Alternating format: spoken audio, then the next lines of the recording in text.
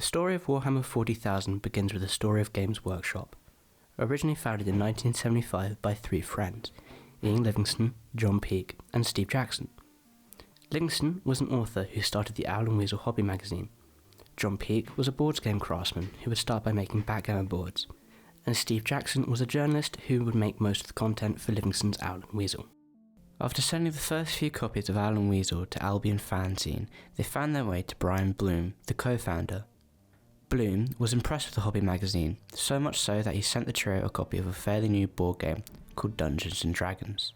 Dungeons & Dragons would impress Livingstone and Jackson so much that they would manage to work out an exclusive deal with Bloom and TSR, the publishers of D&D, to start exporting it to Europe. In 1976, the trio were evicted from their flat after they were caught selling products out of it in their first ever Games Day convention.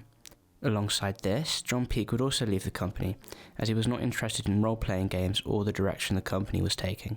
In 1977, Livingstone and Jackson would use their own money to fund a model-making company called Citadel Miniatures. To pay this back, Citadel Miniatures would then produce all the models and paints that Games Workshop would use in all their model kits. In 1987, after 10 years of releasing various board games, Games Workshop would release Warhammer 40,000 Road Trader. This would be a turning point for Livingstone, Jackson and Games Workshop, as Road Trader soon became one of their best-selling war games. After 6 years of Warhammer 40,000 Road Trader, Games Workshop released Warhammer 40,000. Warhammer 40,000 would be the second edition of Road Trader, and it would see many of the more complex rules simplified. Warhammer 40,000 would also mark a trend that Games Workshop would follow to the modern day. It would have the first ever starter set. This starter set would include enough models and tools and all the rulebooks for 2 or more players. Over the years, Warhammer and Games Workshop have changed both in the way it treats its community and does its business. But don't just take my word for it. Here is a professional that has been part of the Warhammer 40,000 community since 1996. Hi, I'm Ben, and I'm a maths teacher here at Guildford College. So when did you first get into Warhammer 40,000 and what drew it to you? As far as I can remember, about 1996, I'd started a job and a couple of people that I was working with were playing it. And then somebody showed me the Angels of Death Codex, the original one, and I went, that's awesome. Love the artwork, love the background, particularly the Dark Angels background and lore was just like nothing else at that time. And then the figure range came out that went with it, and it was, in particular, the original Asmodai figure was the figure that got me into the hobby. How would you say that Games Workshop has changed over the years in terms of how they've treated not only the community but their customers?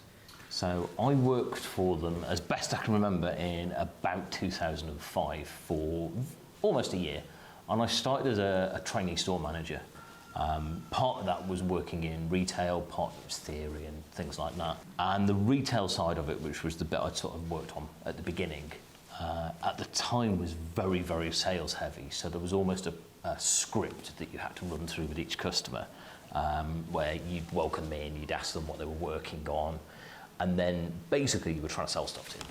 So there was a minimum spend target that you were trying to get every customer to spend. And off the top of my head, and I stand to be corrected on this because it's a long time ago, it was about 80 quid that they were expecting everybody to spend every time they came in store. Trying to upsell stuff at every opportunity as well.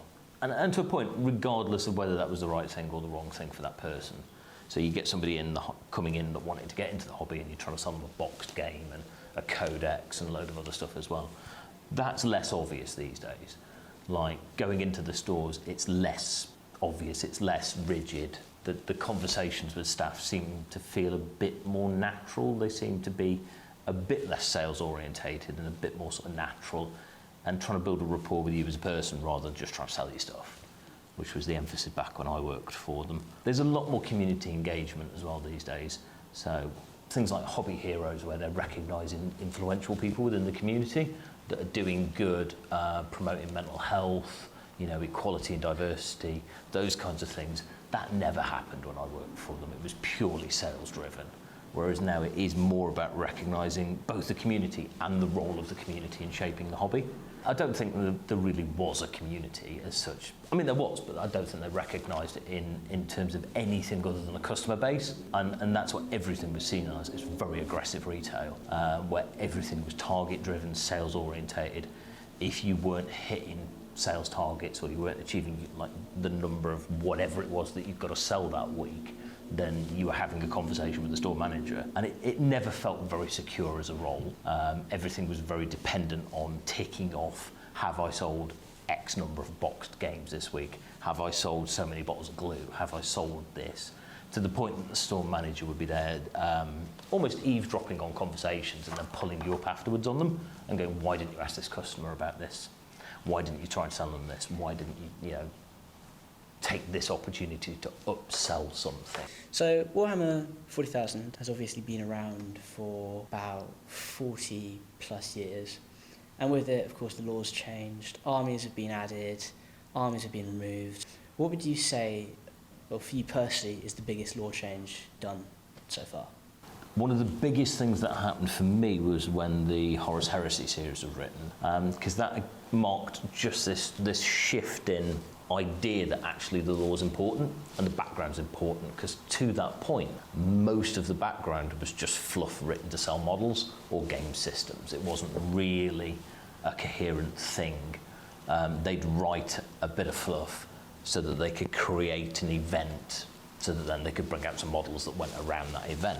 And the Horus Heresy series was the first time you actually saw like a consistent effort to develop a background that chronologically worked, so it fit within a time frame. And that sort of started to expand the lore, and I think that became far more popular than they ever thought it would be. I believe it was only going to be sort of 5 or 6 novels to start with, and then ended up being 52, plus a follow-on series.